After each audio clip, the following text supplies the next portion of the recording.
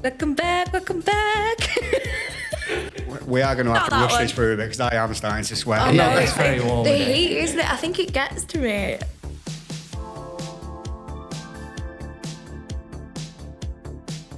Welcome back. It's episode 4. Talking Candid. How is everybody? Warm? Me too. Very warm, yeah. Warm. Holly blues. Yeah. So we're going to talk about a couple of interesting topics today, aren't we? I told they're always interesting. Yeah, well, they get more interesting as we go along. I think so. Why are these interesting?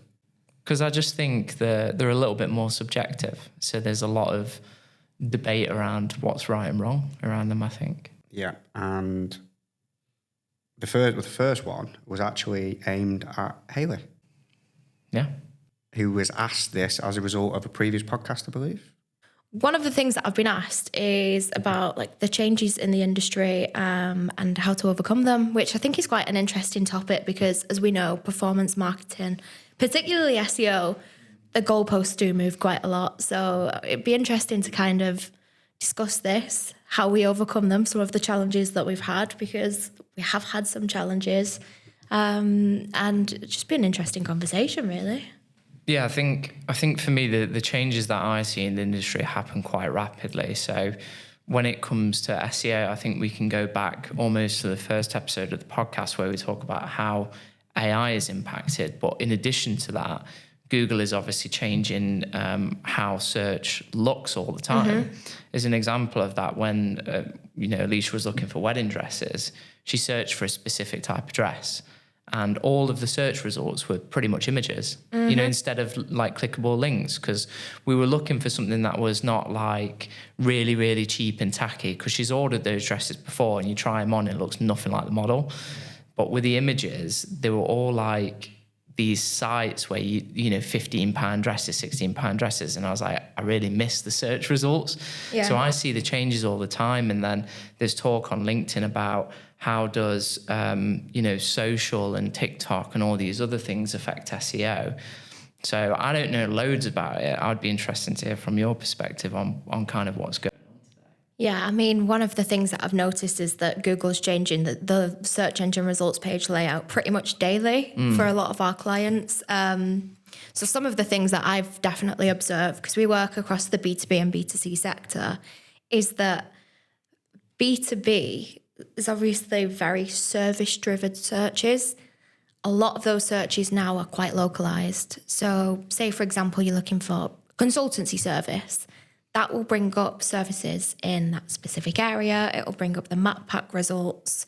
If you're looking for something a little bit broader, then you see things like featured snippets where it will have information boxes. It will have... Essentially, it's not just the kind of bog standard organic results, first, second, third. There's new shiny things for people to engage with all the time, which is great for Google, great for the users, but it doesn't impact the click-through rate. But one thing that we can't really pin down is how it affects it daily, because Google is constantly changing the way that the search engine results page look. And depending on like the nuances of the search results, they will change. So the idea is that search engine results pages will be bespoke to every user for every search query.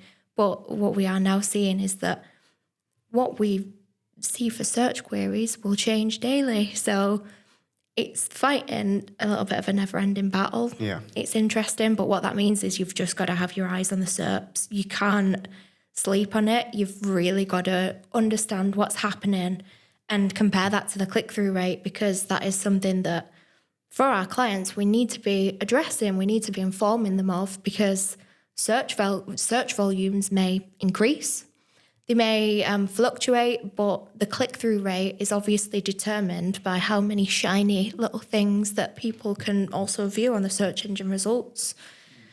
So yeah, that's one of the challenges that we're having at the moment. And one of the things that we have also seen is that some of the featured snippets, like FAQs. So if you created an FAQ on a page, you could create a snippet of code and that would pull through on the search engine results page. It's almost like an aggregated result where you have the question and answer.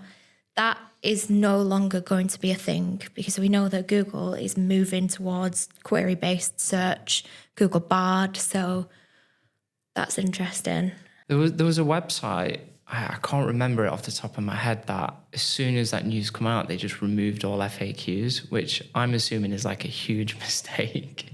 But it was like a very popular, it was like one of the Fortune 500 companies, I think, and they removed every single FAQ from their site, really? Which a lot of SEOs were up in the air about, because even though it's not going to be a featured thing within the search results, it still helps the user with frequently asked questions. Yeah, of course. So, if you're looking at a product that's like a fan for summer, for example, it's like, well, does it filter out, diseases and bacteria and things like that? How long does it last? What energy does it consume? So there was a lot of controversy around people removing FAQs. I always look at the FAQs on Amazon. Yeah. I think that's what you call in the industry a knee-jerk reaction. Yeah. That's not the right way to address these things. So Google is depreciating the FAQs from the search engine results page. But what you've got to remember is that FAQs, they engage the user. They're actually providing value for the user. Keeps them on your page, keeps them engaging with your content, but also it helps to improve your content depth as well. So it's another area of your website that people will engage with, that you can add optimized content to and you can rank competitively for. So you're answering questions, you're demonstrating to search engines that you're actually providing relevant, useful content. So it's important. Removing that is removing part of the kind of content depth on your page. That's. We need to find out who that was. I want to laugh at them. We'll find it after the podcast and I'll tell you who it was. But there was a load of controversy on LinkedIn that I saw, and they were like, this is the worst thing you could have done ever. Because it still provides insight, exactly what Hayley said. Yeah, of course it does. The thing with SEO is that when you do something to benefit the site, it's not just serving one purpose. So, for example, when you're building links, the main purpose is to build authority to the pages, but the secondary purpose is to drive referral traffic. Yep. It's to demonstrate that your website is worth ranking when people are talking about it. Everything supports ranking growth. Nothing is just for one purpose. If you create blog content, it's to create opportunities to drive new visitors to your website. It's to increase brand awareness, but it also helps to build content depth. Like just focusing on one area and then completely like eradicating something from your website, from part of your strategy, that's just also, it shows that you're not considering the bigger picture. No, that seems very foolish to me. Just going off my own personal usage of a website, that seems ridiculous. And did they remove the chatbot as well? I have no idea, no. Like on websites, you're talking about chatbots? Yeah, so if you end up at a page where there would usually be FAQs, can you still type in this particular scenario? Could you still type in those questions to a chatbot? So did they not completely remove them? Were they just removing text? Potentially, yeah, because there's like obviously with the wake of AI, there's AI chatbots now, and you can feed it with data to say, well, these are the answers on a product or service level, and this is what you would answer with typically to those questions. So, but even so, that's someone taking another step to go on the chatbot, click on it, and then trust it to give accurate answers. So I would say it's an inferior solution to a question. I'm actually interested to know what you guys think of chatbots as a whole. Shite. I hate them. I've not got a great opinion of them, to be honest. I very rarely use them. I tend to try and break them and get through to an actual person. Yeah. That's me every single time as well. Like when you used to ring, I don't want to drop a British Gas, let's just say British Gas. Yeah, and you just break it, don't you? What's your count number? You just keep pressing 8 or something, and eventually, eventually you get through to someone. Yeah. I try and do that with chatbots. It's so frustrating, isn't it? Automated chatbots. Yeah. Even with AI, there's still an element of automation. There's no human element to it. No. Not yet. Not yet. But even so, I think you can get your customers can get so lost on that journey that they may not end up converting at all. So for me, from an SEO perspective, chatbots can slow down your website, which is a point of contention for me, as you will know. It's so important for user experience, but also they don't ever give you what you want. I have like a bank account that I've lost the bank card for, I've lost my logins for, I've tried to call up, they direct me to the chatbot, I'll enter the chatbot, they want my number that I don't have, and you just end up in this vicious cycle where it just becomes infuriating, and then you're like, right, forget it, I'm not using you anymore. So it actually can hinder your brand reputation. I agree. In reality as well, just sticking on chatbots, what age demographic are they aimed at? Now, I don't want to come across as ageist at all, and I'm not trying to do that, but I'm going off the elderly people in my family that I know. They wouldn't even know how to start using one. They want to pick up the phone. No, where a question on a page is, I think an FAQ that's just there listed, that's making you ask questions you didn't even realise you wanted to ask. Yeah. Exactly. Isn't it? Yeah. I couldn't imagine my mum using a chatbot. No. And she would not be offended. She won't even know. She won't even listen to this because she wouldn't know how to work a podcast. So it won't be a problem at all. So I'm not going to get clipped around the ear. She wouldn't be able to use that. We may bank with the same bank, by the way, so I'm not going to throw them under the bus, but their chatbot on the app is awful. It's just a barrier so people aren't phoning up all the time. Correct. That's all it is. Correct. Yeah. There's a few massive companies that use them, and they're so frustrating. Yeah. And talking about like changes in the industry, because this is something that's like constantly on my mind, there are a lot of people who are saying, you need to do this, you need to do that, you need to be experimenting with TikTok, you need to be doing this for search. Do you think people jump the gun a lot on, if Google makes one little sneeze about a change that they're doing in the future, that everyone overreacts and they're like, oh, I'm not doing all of the traditional stuff, I'm doing all of this new stuff, like we're game changers? Do you think people jump the gun too much, or do you think that not a lot of people change quickly enough? Is there if you know what I mean? I think there's an even split, to be honest with you. So there'll be a lot of people who will just take Google at face value. If there's an algorithm update, if there's something that's changing, generally speaking, the advice that's given isn't industry specific. It's not considering like the search volumes, the search intents, the demographics. It's like, oh yeah, TikTok is going to replace Google search, just as that's something daft that I've seen. I've heard that so many times, yeah. But you're not going to see a law firm on TikTok, are you? What's that going to do for your business? How boring will the platform become if it's full of businesses? I think you need... Yeah, I was just about to say, because obviously I'm from a finance background, there are accountants on there. There are. Yeah. But I think what they're doing is they're gambling on TikTok becoming more popular across all the age groups, where they then got a massive catalogue of content. Yeah. Because at the moment it is just younger people watching it. Yeah. I think it's a gamble. Similar to, a lot of people moved away from Facebook now, haven't they? So it's probably older people on Facebook. So Facebook made that gamble, didn't they? And it worked. What you need to consider is who's using which platform and what your audience demographic is. And then you need to understand how the search engine results page for each commercial search query that you're like looking to rank for, how that all marries up, because otherwise you're just kind of throwing your finger in the air and going, I'm going to make videos now. But you need to stop and ask yourself, why? Why do you do that? I'm not going to spend time creating video content. I mean, there may be some people that disagree with me, but I like to keep my eyes very much on the data, on the click-through rate, on conversion data.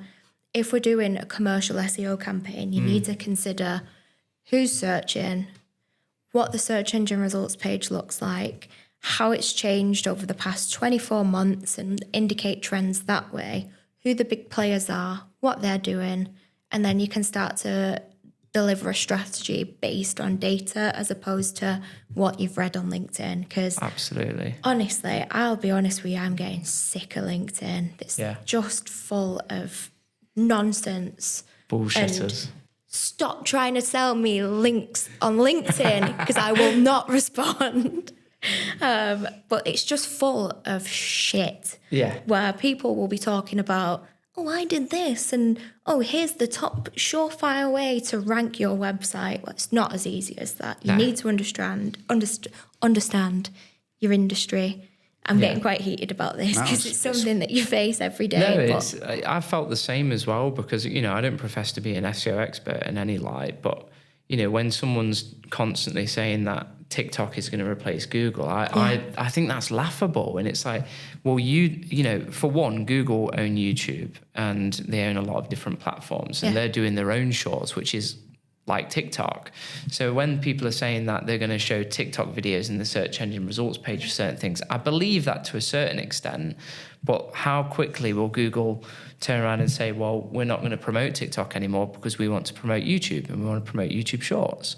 Like, they're going to do that. They're not going to let TikTok become this giant company that dominates social, search and all these other realms because they want to do that themselves. It takes customers away from Netflix as well, which it's been doing, hasn't it? Yeah. I think as well as that, don't get me wrong, social media is having more of a continued presence on the search engine results pages. There's been a recent thing that people have observed where Google is now ranking your social media profiles in terms of how many followers that you have. But I've seen that, yeah. It's interesting, but really, when you're running a commercial campaign, how much value is that? Perhaps when you're, doing a branded search, but if you are doing a branded search, then it's not the kind of goal that we're looking to as an agency trying to achieve. If we search for our clients' names, it's good. You can go, oh, look, people are going to engage with you on more platforms, which is fantastic. But ultimately, for new acquisition, what does that serve? Yeah, absolutely. How do you use Google personally? I use Google, so I will just click paid. I'm joking. Just waste everyone's budget. Yeah. Have you ever done that though? Yeah, absolutely. I've done it all the time. Spitefully, yeah. Yeah, if I'm searching for a product because most of the time I'm on Google, I'm searching for products or answers to certain questions. And I always think those companies where you'll type in like Deliveroo or something and it'll come up with Just Eat. I'm like, you bastards. So I'll click on their ad and I'll be like, you pay for that, and I'll go to Deliveroo. Have I got a VPN and clicked on a competitor's paid result on different IP addresses? No comment. But It's just got really malicious. Yeah, it's got malicious and dark. I was just thinking I always go to the map pack, but you two have gone Indeed. Because you're Mr. Worldwide. You're just out and about everywhere. Google Maps. Where's the HQ of McVitie's? I'm going to go there and buy a packet of digester. It's not that. I'm just going to Google who's closest to where I am at that moment in time. I think if I use Google, it's usually to buy something. And if I'll have something specific in mind, I'll know which brands I like and which brands I don't like. So in that instance, I'll already have some kind of buy-in. But I'd say that's very much more B2C. But absolutely. If I'm looking for a service, I'll look for things like trust signals. I'll probably won't go past the first page. Yeah. And I also look at map packs because, again, they're trust signals. Yeah. That's why I always encourage clients to, if they've got good ratings, to include structured data so it pulls through their star ratings on the search engine results. Yeah. That's a great trust indicator. Mm-hmm. And if you marry that up with testimonials, case studies, then that's fantastic. But personally, I will ignore paid most of the time. Yeah. Maybe out of spite, because I want people to look organically. More search biased, yeah. Search biased, but I think a lot of people do ignore the Google noise, if I'm honest with you. Yeah, absolutely. There's an even split, isn't there? There's paid and there's SEOs, and then there's people who fall by the wayside. Yeah. And one of the things one of the features I found really interesting by Google from a service perspective, because obviously we bought our house 2 years ago, so we've been doing a load of work, including the kitchen and the floors and stuff. And when I was looking for electricians, I came across the Guaranteed by Google badge. And so that was it was in a map pack results, and it showed the company and their phone number. And the guarantee is if you get the work done and it's not right, Google will refund you up to a certain amount of like pounds, like £1,500. I didn't know about that. But again, like I was really reluctant to go for someone who was guaranteed by Google, because the one that I found, the electrician anyway, they only had 3 reviews, whereas all the other ones that weren't guaranteed by Google didn't have that many reviews. So I'm not sure if it's an initiative offered to newer businesses, or maybe someone who just enrolls in the program. Like you can buy a blue tick. Yeah. Yeah. So, Because you can't, you? Aaron, as a user who's pretty much unbiased by like performance marketing experience, how important are trust signals to you? Very, and I wish I listened to them a little bit more. Is a truthful answer on that. Just going off, I'm developing a house at the moment. Oh, yeah. If I would have looked into certain things a little bit more using the trust signals that you've just mentioned, perhaps I wouldn't have the issues that I've been having. I wouldn't use a guarantee by Google, though, one, because I didn't know it existed. But I'd definitely go off ratings. Yeah. Yeah. I agree. And even that could even go to Facebook ratings. I think they're pretty good on things like on building especially. Again, it comes down to demographic, doesn't it? It does. I know that was a very short and sweet answer, but... No, I like to see trust signals and examples of work. Most important things for me, for service. If I go on Trustpilot and everyone's absolutely tanking them because they've got bad service or they've done shoddy work, that will put me off completely. I lost a lot of money once on a terrible builder quite a few years ago. And I didn't read reviews that were there online. They were tricky to find because... This was through Facebook. I eventually found these reviews, but he changed his business, 4 or 5 times and changed the name and you can do that, can't you? Exactly. Rebrand. So you can kind of move that around. There's quite a famous courier that rebranded completely, didn't they? Yeah. Because they had terrible reviews, which we I won't know mention. which one you're talking but we know about. who it is. Yeah. And they did a total rebrand because I think they had like a 2-star rating. Yeah.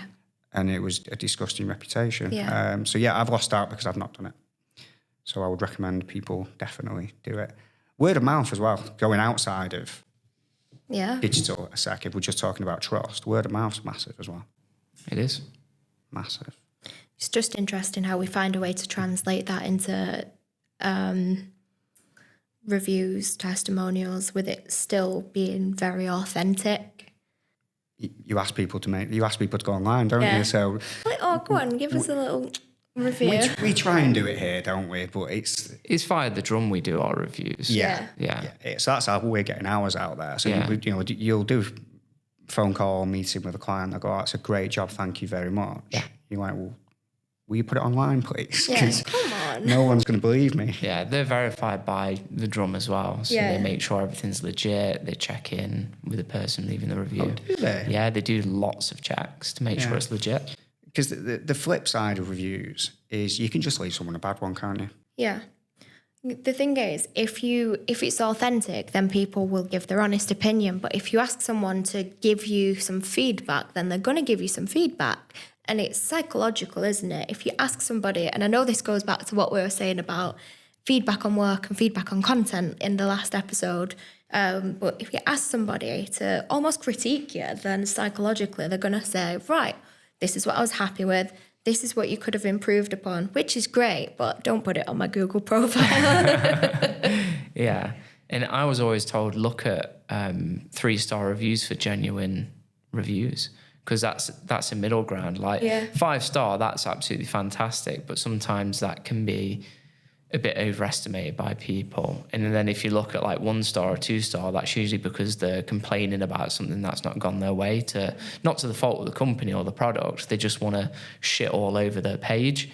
But if you look at 3-star reviews, that includes both positives and negatives. So it's the best place to look. Yeah, and someone's probably put a little bit more thought into it. Absolutely. Are you more likely to leave a bad review than a good review? More likely to leave a bad. Oh, yeah. I would probably, I'd be like, no, I want people to know how bad this was. Yeah. So I'm more likely to leave a bad review. But again, going back to, you can leave a crappy one for no reason. I saw an interview with Ant Middleton, and he got a 1-star review on his book because the box came damaged. No way. That's awful. Yeah. He got it removed eventually, but it was there. I think he sent them another one for free. So he's reviewing the book, but he's critiquing the delivery company. Yes, which is nothing to do with him. That's usually how it goes. How publishing works. You pay 10 quid for a book. Yeah. The writer gets like a quid, don't they? And the rest of it's just it's the publishers take it and it's fulfilled by Amazon. It's pretty much how books work. I know that because I know someone who's wrote a book recently. That's the only reason I know. Yeah. So if you sell the book for 9 quid, you don't make a penny. Yeah, I've heard that as well. Yeah. That's how it works for this individual anyway. I'm sure if you've got an actual publisher, it's a little bit different. Yeah. But this was self-published and that's how it worked. I didn't know it. I didn't know until I was told. You learn something new every day. Yeah. So if we ever made a book, charge 9 quid, we don't make a penny. It doesn't seem worth it. No, it doesn't. All that time. Yeah. You got to sell a lot of books, I think, to make money, haven't you? Of course. Do you, or have you, or will you check emails while you're away? You know I'm going to check my emails when I'm away. I can't help myself. What about yourself, Dave? I do. Yeah, I do it. Yeah. Why do you do it, both of you? I don't know. Maybe because I just allow myself to get really wound up, and I think, what if something really bad's happened? What if people need me? And I let the voices win. When really, and you've said this before, I'm not that important, you know. I said it in a nice way, just to clarify. Yeah, no, like in a very nice way. It was more of a reassuring way than anything. But the team are very capable. They're very good at what they do. Yeah. So yeah, I don't know. Maybe I won't. So if you didn't know, I'm going away next week. Yeah. What we deal in is not life or death. No. For me, it's FOMO. So it's like fear of missing out. So obviously I deal with a lot of new deals and then we get a lot of good news and sometimes we get bad news. So when I'm away, I feel like if I don't check them, that I'm going to miss out on some really good stuff. So at the end of the day when I'm on holiday, I like to have a look or early hours in the morning just to see if there is anything nice that will cheer me up a little bit. But obviously the reverse of that is that sometimes you might see a really shitty email that will piss you off and put you in a bad mood. So it's a double-edged sword. Yeah. And I don't think it's healthy to check emails while you're away. You know, you're on vacation and I've got told off a lot by Alicia for checking emails. Yeah. But I think now that I've processed it, I think it's just pure fear of missing out. I have a question for both of you. So obviously, Aaron, you've just been away. I have. Then I'm going away and then you're going away. So, Aaron, did you check whilst you're away? And Dave, are you going to check when you go away to get married, by the way? So I went away on Monday morning. I went for 7 days, so the dates are kind of irrelevant. On the Tuesday, I had an email which ruined my day. Last year, I went on quite a few holidays. On the first one, I checked my stats on my phone for how often I was logging on. And it was in the 70s one day, just to refresh my emails. I wasn't getting emails or something that didn't need to be dealt with, so my actual screen time on the app was relatively low. But it freaked me out how much I felt the need to do it. Mm-hmm. So after then, I deleted my email app every time I went on holiday. For some reason, this time I didn't, and I can't actually explain why. I think the shitty email I got, I think I was expecting. Right, okay. And I think that's why I left the app on, which was a mistake, obviously a big mistake. The recipient would have received my out of office, and I could have dealt with it when I got back. So I didn't need to do it. It did ruin my day, and then my negative energy spilled over onto everyone else, which probably in turn ruined their days. I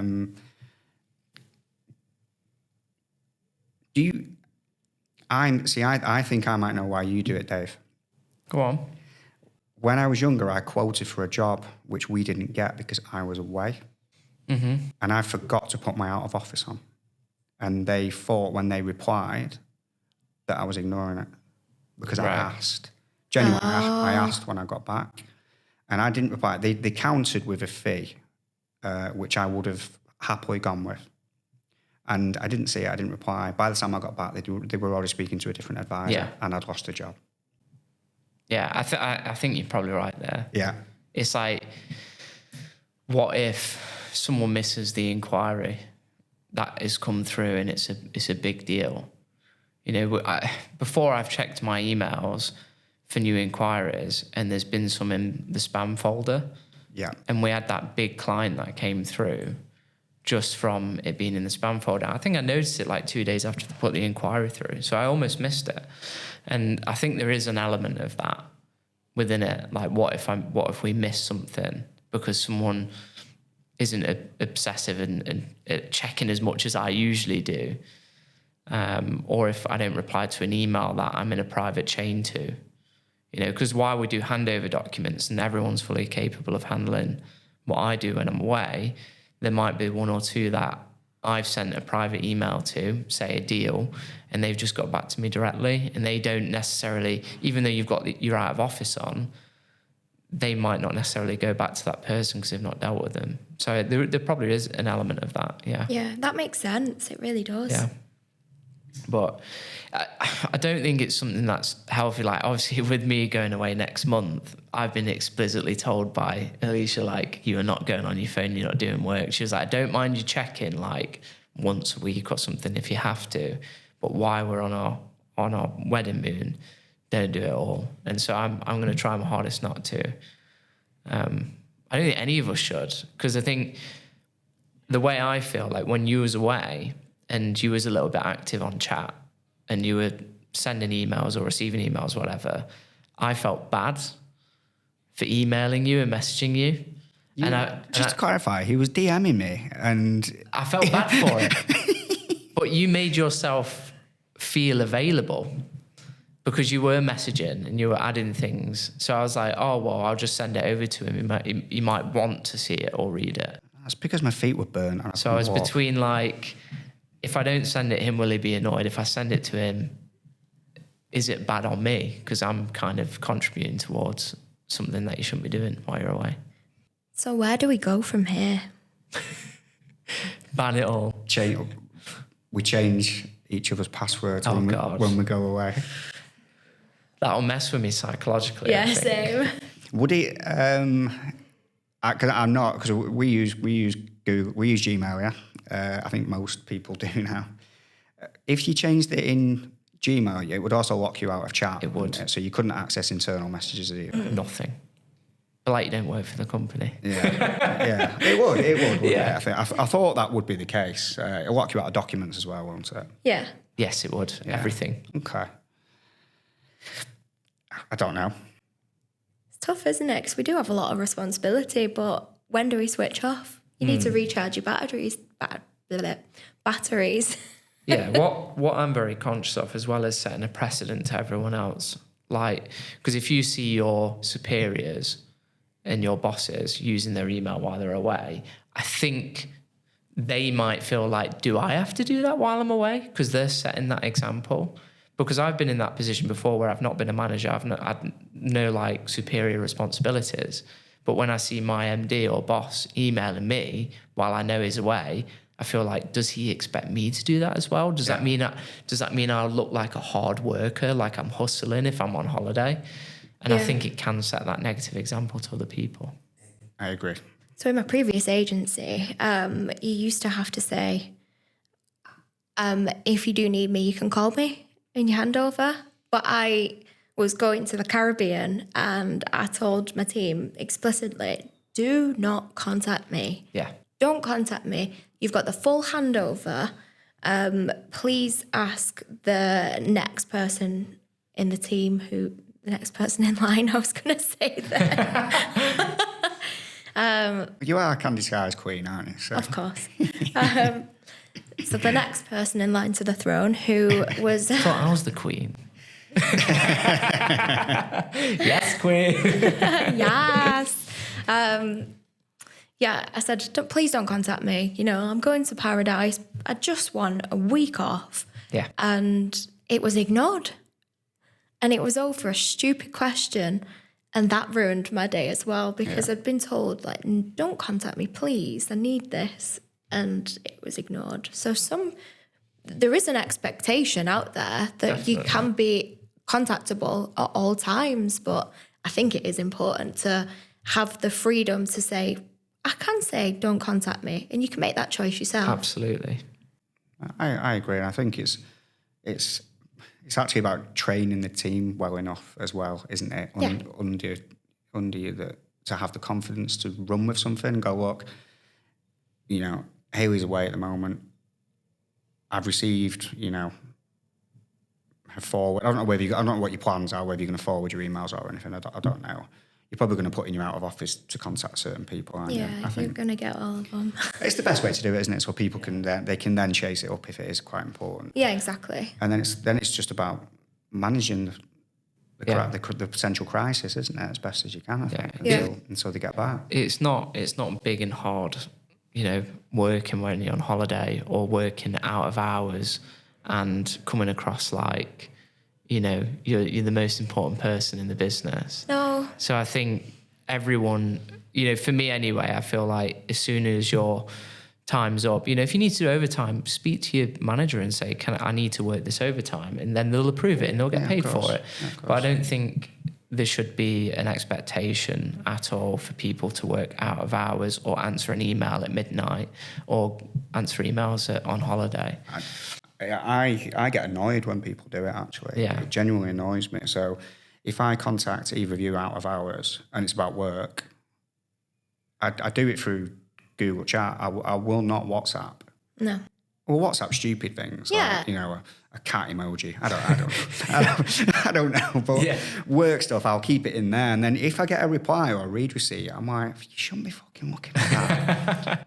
Because you shouldn't have alerts on for things like chat and Gmail, because your phone will be pinging all day. Mm. Absolutely. Yeah. So you shouldn't be picking those up. So you're consciously going in. Yeah, we are. And that I do it, and I used to wear that badge of honour. I'm going to air quote for anyone that's listening. When I was younger, where I'm like, no, I'm the hardest worker because I'm in on a Saturday and I will work when I'm away. And I've said it before at previous companies. I'm like, I'm going to log onto my emails twice a day. And they knew. Because I told them the time. So I said, I log on between 8 and 9 and 5 and 6, I think I said. And it was because this was pre-data roaming and being able to go wherever you wanted. So it just cost a fortune to be getting, 3G, it would have been at the time, 3G phone. So I'm going to go to get the Wi-Fi, which I know I can only get in the hotel, and I'll be available then. And that was used against me massively. Really? Yeah, I was contacted when they knew that I would see an email. Yeah. Yeah. And it was used against me. Wow. Yeah. Yeah. But it's because I was in on a Saturday all the time. And they're like, oh, Aaron's a workaholic. He'll pick it up.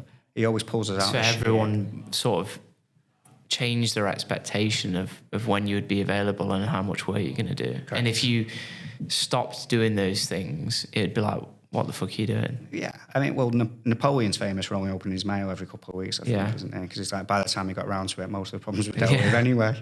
I heard a pod with Steve Bartlett recently. He only checks his emails once a week. Yeah. So by the time I get around to them, most of the issues have gone. I think he has a PA which sifts through really important stuff. Yeah. Yeah. But he only checks them once a week. Right. Aaron's question time.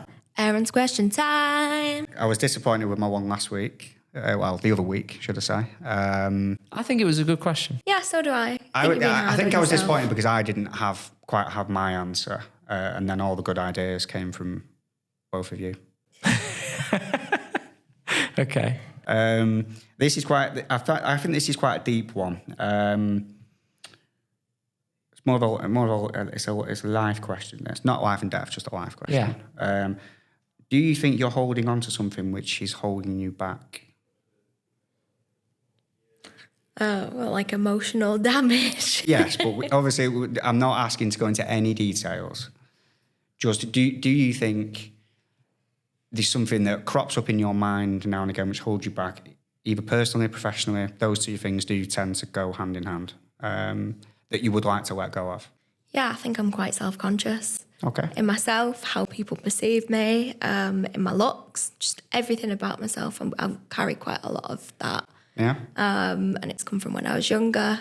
So I'd love to let go of that, but I'm still figuring out how. And that comes from learning about yourself, who you are, and accepting yourself. So I'm not practicing what I preach yet, because I'm still quite self-conscious. But yeah, that's my answer. Okay. For me, I think it's the chase of just wanting more. Yeah. And I think it's held me back in the past, and it's still something that holds me back today. Yeah. And you realise that when you speak to people who are less fortunate than yourself, and you find out that they just want the essentials, and then you've got this, that, and the other. But in your mind, you're like, well, I want a bigger house. I want this, I want that, I want the other. I want to go on this many holidays. I want this watch. I want this game. I want this new phone. And I think for me, it's realising that you just need to slow down. Yeah. And so I think it does hold me back a little bit, where I'm just like always wanting the better thing after I get what I wanted, if you know what I mean. You always want a house, but then a year later you want a bigger one. I could tell you now from my experience, there's never enough. Yeah. Of that kind of stuff. I've fallen foul to that. I've said it before. I bought a new car, and the day after, I woke up in tears. Yeah. That's my problem. I'm getting better at it. I used to be really bad for it, but it's never good enough. No. I think I would say that will probably be something that you're more aware of as you get older. I think it comes. I'm sure you don't mind me saying you come from relatively simple kind of background, similar to my own. And I think I've said it on the podcast before, actually. A barrier that I always found growing up, a barrier to my happiness was I always felt was money. Yeah. So my friends would get better Christmas presents than me. They'd go on all these holidays. I played football. They'd get better football boots than me, And I was always like, I wish I could get that. I wish I could get that. And, I grew up with just my mother, and we couldn't get what everyone else could get. And I never resented her for it. But maybe I did a little, a little bit deep down as well. But she did my mum's still alive, just to clarify. But she did the best she could. And I look back now and I'm like, fuck. I was a dick to you because I didn't get the new white Puma Kings when they came out. It makes me feel shitty sometimes, actually. It's the same with me. Like, we always went on UK holidays, and it was every 2-3 years. So it would be Skegness. We did Morecambe. So, yeah. And all of my friends that I was with, and I'm still friends with today, would go to Mallorca and Corfu, and they'll come back with loads of tans, and they'd have all the latest equipment and games. And I did it, I did get like an Xbox and stuff eventually, not day one of it coming out. But I think that's the same with me, where I felt like subconsciously I missed out on a lot of things when I was a kid, like going abroad or not having all of the latest things all the time, that I have that expectation now, like I should be working hard enough to get all the things that I want. Yeah. But then the negative of that is that when you get them, you realise they're not that important after all. And that's something I've struggled with a lot. It's just constantly wanting either materialistic things and favouring that over experiences. And now I think I'm transitioning into, well, I need to spend my time and money with friends and family, people who I care about, experiencing things like travelling the world. That will make me much happier and a much better person than having the latest iPhone every single year. Yeah, I mean, the last watch you bought didn't mean as much as your first one, did it? No. It never does. And my first watch was a Seiko. Yeah. And it cost me, I think it was £350. Yeah.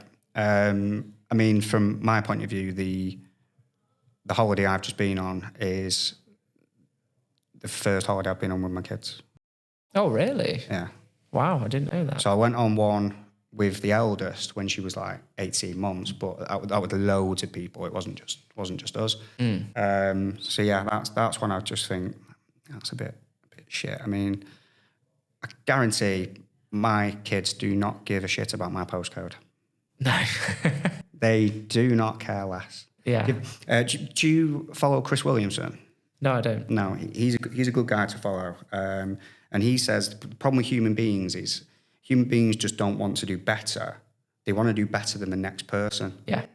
And that's the problem. So when you're not...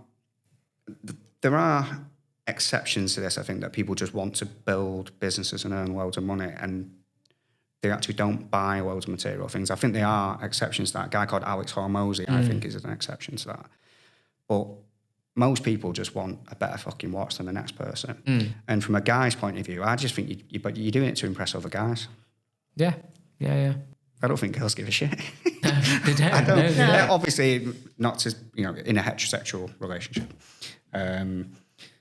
Yeah. I think it's the same in business, though, where I felt like it's held me back in the past, where I have this expectation of where I want the revenue to be and how many clients we want to bring on. And then when we're just shy of achieving that, you beat yourself up and you go into like a bit of a depressive state. And then you think, well, that's affecting me because when I go on the next call or I'm speaking with a client, I sound a bit miserable.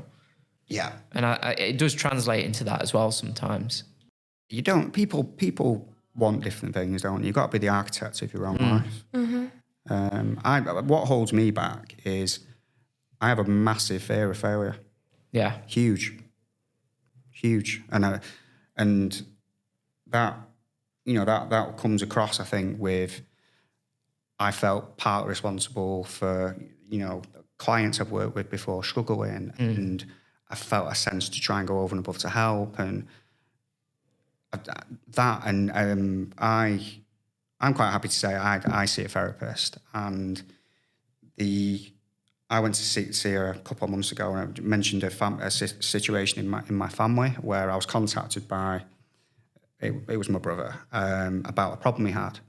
My immediate response was to try and help, as in, do we need to speak to a professional? Do we need to do this? Do we need to do this? Do we need to do this? And she went, why have you done that? I said, well, to help him. She said, well, did he ask for it? He didn't. He was just telling me about his problem. He never once He wanted you to listen. Some people want you to listen. Yeah, he wanted me to, it's called sit in the mud with them, I think, isn't it? Is the expression. He wanted that. So I have that overreaching sometimes, trying to be in control of a situation because I think I'm helping. And I tell you, it's pushed people away. It's absolutely pushed. And I think that holds me back. Yeah. I told you that I didn't make me That's cry. an interesting one. Yeah. It's an interesting one. Because going through my mind now, I'm thinking you can't help but go over, like, Hayley, you're probably going over in your mind now the things that make you feel like that. Yeah, I'm absolutely. going over in my mind why it makes me feel like that. And it's upsetting to think about the people that actually just want me to be there for them.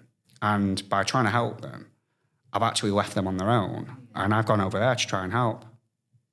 And they didn't want that. They just wanted a hug. So, yeah, I think it's quite a sad one. I don't like it. I wish I could change it.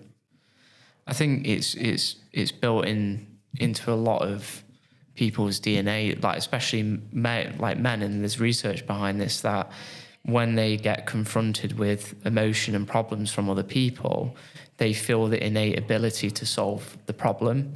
And that's not always the right thing to do. No. And I do the same. Someone comes to me, I'm not happy with my job, I'm not happy with this. And I'm like, do this and do this. And they're like, they don't listen to the advice because, one, they don't want it. Yeah, they just want someone to listen. Yeah, they want to vent. Yeah, they want to vent. And I've experienced that before where I'm like, I need to stop trying to solve other people's problems if they're not asking for the help. Yeah, they could just be fucking exploding. Yeah. Yeah, I know where mine comes from. It comes from my mum and dad split up when I was 6. And my older brothers, they didn't live with me. So I became the man of the house at 6. Yeah. And I know mine comes from that. I know it does. And I was cooking and, helping clean and making brews and helping my mum out from like 9. And I'll look at my 10-year-old now and I'm like, I shouldn't have been cooking for myself at that age. But it's because my mum was working 2 jobs. Yeah. And she was fucking knackered. So, yeah, I know exactly where mine comes from. Just wish I could shove it in a little ball and get rid of it. It's funny, isn't it? Because you have this self-awareness, but it doesn't make it any easier to separate yourself from your feelings. No, but it helps it easy to manage, I does, think. it really does. But you can go, I know that I feel like this and I know why, but I still feel like that. Yeah. I think it helps you process it though, because you can work through it then, can't you? Yeah. Yeah. It's what you do in therapy. You work through problems. Meditation's good for that kind of thing, actually. So yeah.